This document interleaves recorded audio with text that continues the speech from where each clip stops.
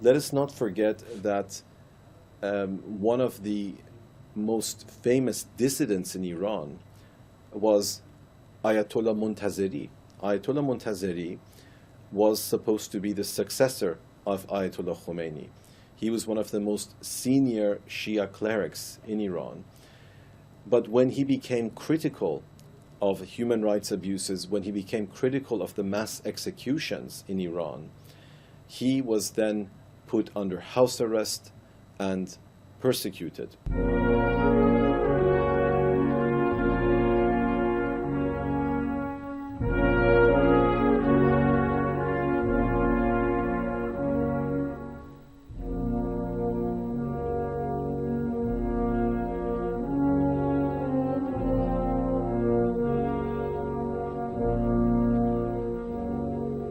لما جاء خاتمي والحكم الإصلاحي التي صار نوع من الانفتاح أو شبه الانفتاح في إيران، وهذا استغله شعبنا من أجل يعني تنفس الصعداء نوعا ما، ويعني بدأت تنشر الصحف باللغة العربية أو اللغة العربية والفارسية، والاجتماعات والأمسيات الأدبية، وحتى حزب سياسي تشكل باسم حزب الوفاق، وصار نوع من الحراك يعني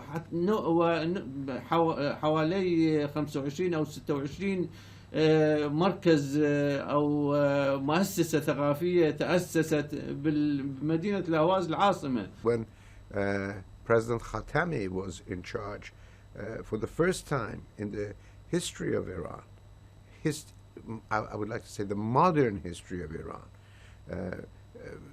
elections were held, local elections were held in the provinces, whereby local officials were for the first time elected as opposed to being appointed from Tehran.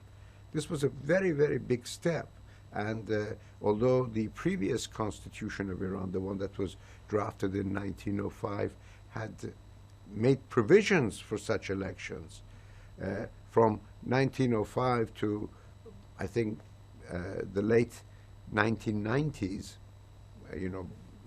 just before the turn of the millennium, no such elections were held. So that was a positive development. And under President Khatami, for example, there was a sensitivity in order to make sure that the ethnic regions were represented by people from that same region. For example, the governor of Kurdistan was a Kurd, and somebody, for example, from Azerbaijan was not sent as governor to Baluchistan, or somebody from Tehran being sent as governor to some remote areas where he had no understanding. There were sensitivities of that nature. هذا الحراك يعني استمر حتى مجيء أحمد النجاد في 2005. حل حزب الوفاق في 2006 بحكم من محكمة الثورة أو ما يسمى بمحكمة الثورة، وهو حزب إصلاحي في الواقع لأنه كانت له علاقات وطيدة مع الإصلاحيين في طهران. The reality is that, for example, when Khatami came to power in the late 90s, in 1997, the hardliners and the ideologues were in a much stronger position. The country was not in the kind of economic trouble that it is in today.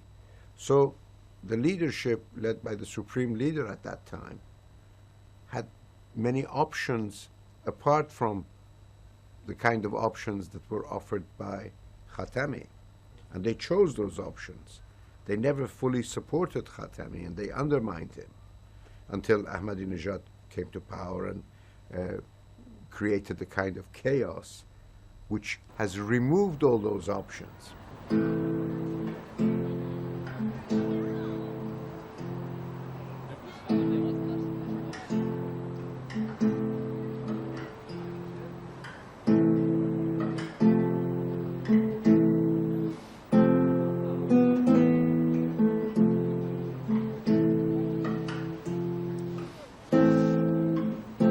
2009, the impossible happened.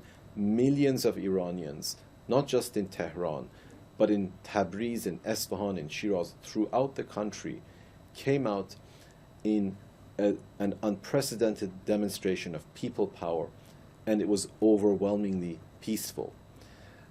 That was Iran's Gandhian moment. And the Iranian people showed that they want change, but that they don't want any more violence.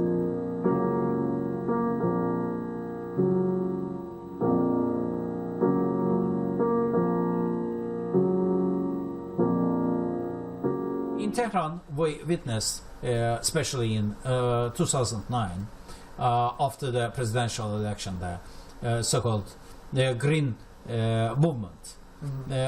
Green Movement's leaders didn't mention the ethnic issues, in spite of their campaigning in peripheries and their promises, some promises to do something. In spite of their leadership, they are not Persians by origin. Okay, Musavi Tabrizi is from Tabriz, and Keroubi is from Luristan. Okay, two main leaders. En Iran, il n'y a pas de l'opposition, il n'y a pas d'opposition. Parce que, vous voyez, vous entendez de la part de vos collègues en Iran, à l'extérieur, des réformateurs, des conservateurs, des je ne sais pas quoi, ils sont tous des partisans du régime. Ils sont tous des partisans de Walayat al-Faqih. Ce n'est pas une opposition. Même celui qui était parmi ces partisans, qui avait un peu un discours différent lors des élections en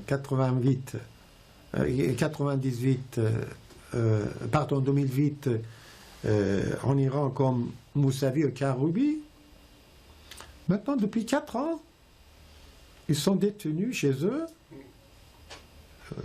sans qu'il y ait la moindre décision judiciaire ou un jugement de la part d'une juridiction iranienne. C'est ça.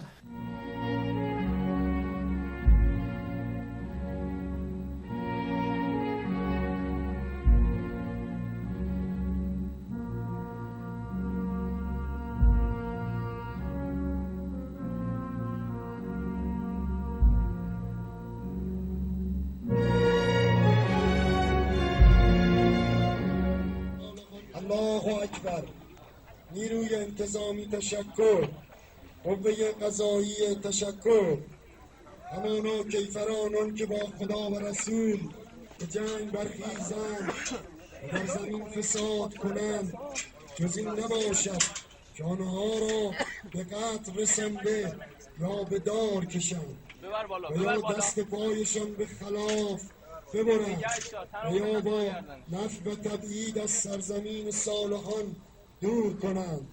این ذلت و خواری.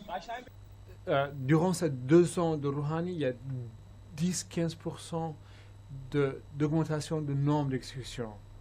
Par exemple, à l'époque de Ahmadinejad, il y avait environ 600-650 exécutions par année. Maintenant, on a environ 800-850 exécutions par année. Et donc, mais il faut comprendre vraiment que en Iran, on a 2 systèmes, on a 2 pouvoirs. D'un côté, on a un État qui est composé d'un président, d'un parlement, d'une armée. Ça, c'est pour la consommation publique interne et internationale.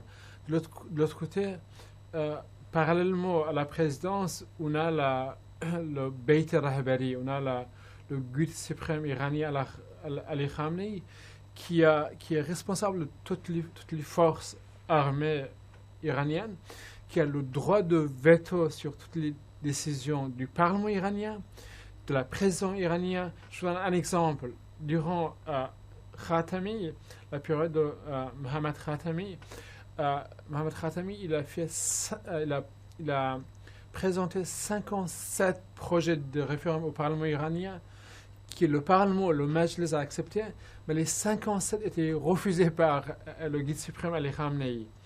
Et donc, parallèlement au Parlement iranien, on a le plusieurs conseils. Le conseil des intérêts du régime, le conseil des gardiens, le conseil... سواك في زمن الشاه كان قوي جدا. الجمهورية الإسلامية ورث على هذا المنظمة. بعدين شو عمل؟ اشتغل مع كاجيبي، اشتغل مع الشين، اشتغل مع كوبا فيدل كاسترو، اشتغل مع حافظ أسد، استخبارات الكورة. يعني هدول بعدين بعثوا من أفرادهم من أشخاص تبع فافاك إلى كل البلاد الأخرى الشيوعية والماركسيستية ليتعلموا هناك. فلذلك أخذوا تجربة دولية من كل استخبارات العالم.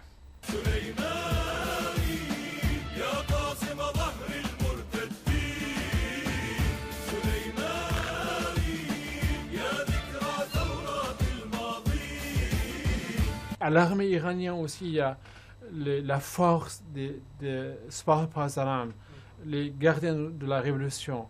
Et donc, ces gardiens de la révolution, ils contrôlent 70-80% aussi des entreprises iraniennes, du pétrole iranien, de l'économie iranienne. Ils sont en même temps, c'est une branche qui est la force de Quds, qui joue un peu le rôle de la ministère des Affaires étrangères dans le monde, en fait. Et souvent, on parle de Qasem Soleimani qui agit comme le ministre de Défense iranien aussi, mais aussi le ministre des Affaires étrangères iranien.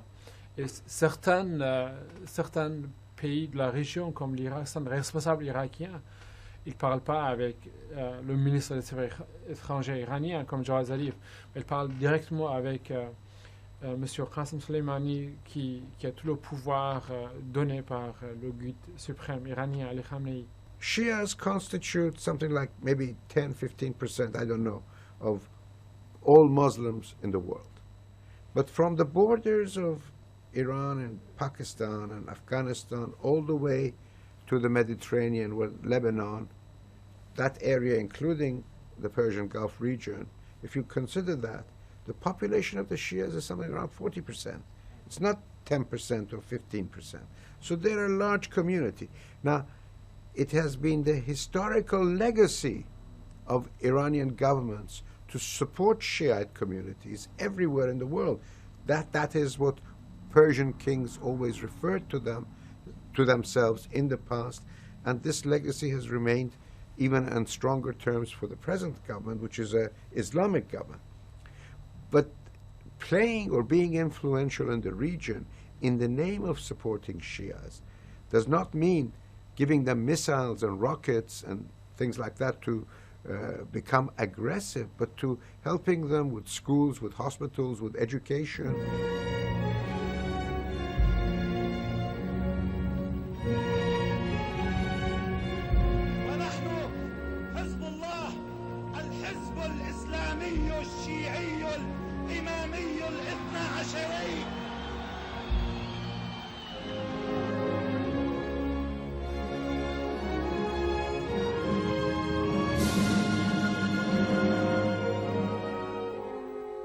I think it's difficult to understand how the foreign policy, the neighbourhood policy of the Islamic Republic has developed if you don't think or you don't relate it back to the Iran-Iraq war, which was a major tragedy, a devastating impact, both on Iran but also on Iraq, of course. Now, much of the policies that have developed from the Islamic Republic since the Iran-Iraq war are in a way an attempt to make sure that this kind of catastrophe cannot happen again. And that means thinking about its influence in the region, about building alliances with different communities, and also about trying to consolidate its influence, not just in Iran, but in the region as a whole. And, for example, they have had to be allied to people with whom they have absolutely nothing in common. There have been reports of, for example, Iran supporting or arming Taliban elements in Afghanistan, or radical Sunnis in other parts of the Middle East. That has been part of their overall strategy of opposing the status quo.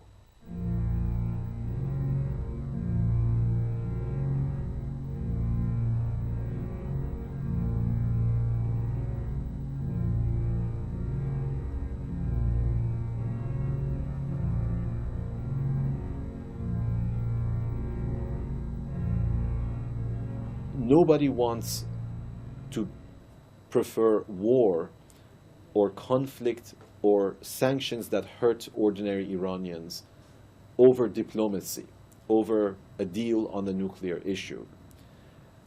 But the question is, if the sanctions are lifted, will this resumption of oil wealth and the flow of money into Iran be used to benefit the people of Iran?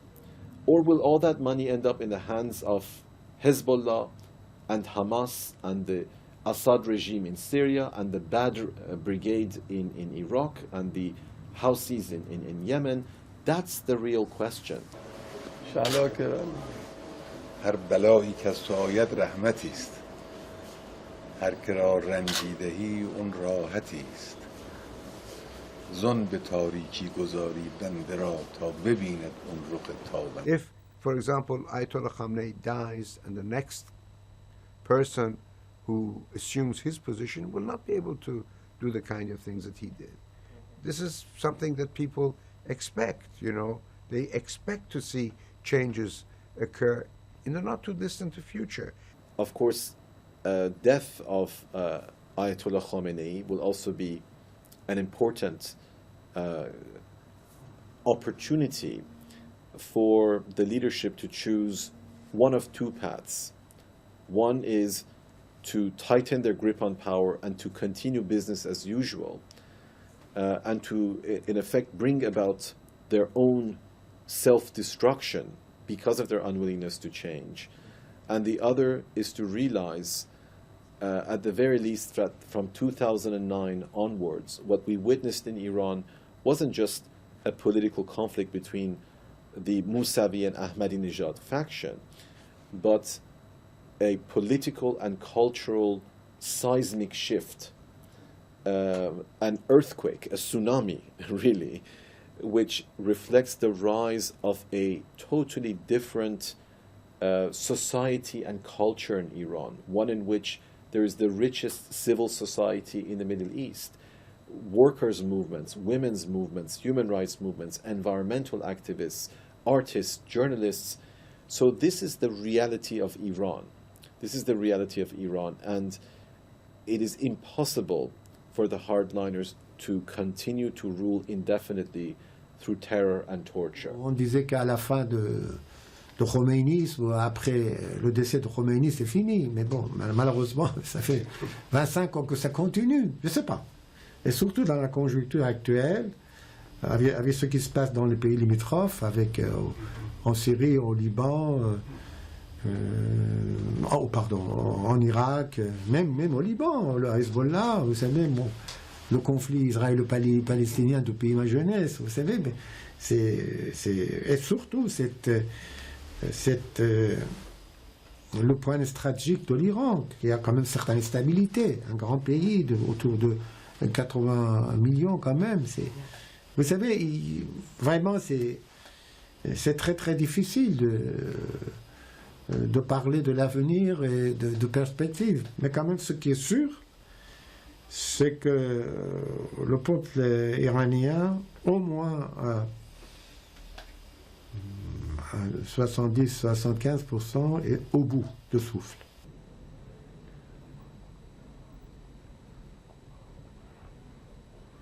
الله أكبر